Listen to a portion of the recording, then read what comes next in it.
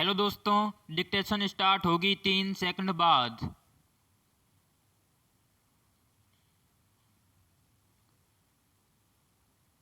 Start. Himachal Pradesh का शिमला ठंडे क्षेत्र के लिए सारी दुनिया में प्रसिद्ध है, लेकिन जलवायु परिवर्तन का असर यहाँ भी पड़ा है। इसलिए वहाँ भी लोगों को गर्मियों में पंखे या दूसरे उपकरणों की ज़रूरत गर्मी से राहत पाने के लिए पड़ने लगी है। लेकिन जलवायु परिवर्तन से होने वाले नुकसानों को देखते हुए इसके लिए दुनिया के हर व्यक्ति को चिंता ही नहीं बल्कि चिंतन भी करना चाहिए।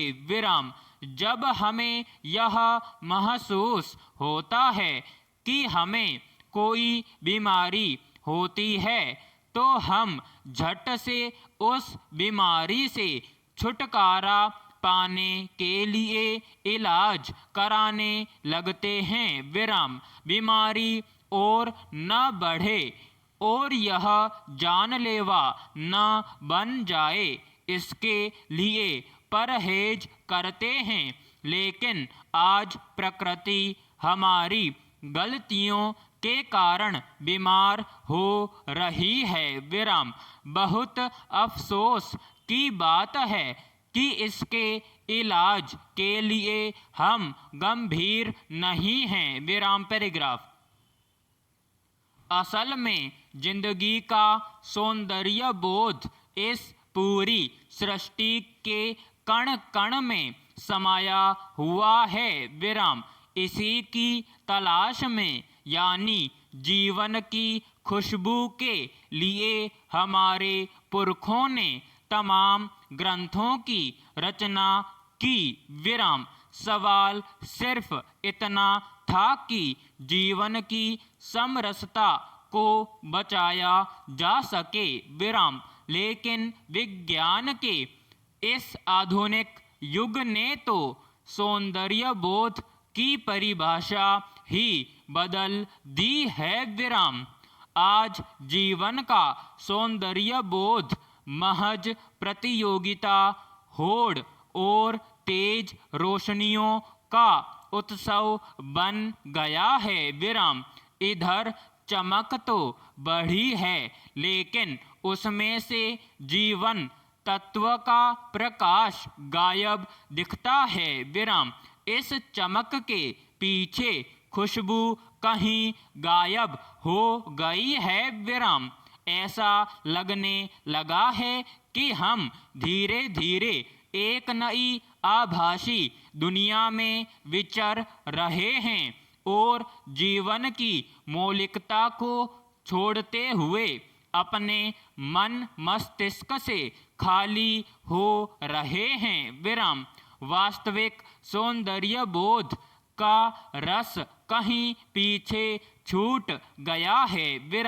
मेरा ख्याल है कि यही हमारे इन दिनों की सबसे बड़ी त्रासदी का एक नया वर्तमान है, जिसमें से इंसानियत का सौंदर्य कहीं छूट गया है और तात्कालिक प्राथमिकताएं समय के इस काल चक्र का प्रथम पृष्ठ बन गई हैं। अपने जीवन के मूल तत्वों के रोज थोड़ा थोड़ा छिनते जाने और उससे पैदा अभाव और कमजोर होते मानव मूल्यों को क्या हम महसूस कर पा रहे हैं? प्रश्न। नए दौर के आभासी मूल्यों के साथ के जीवन में हम कितने मानवीय रह पाएंगे? प्रश्न। पैराग्राफ।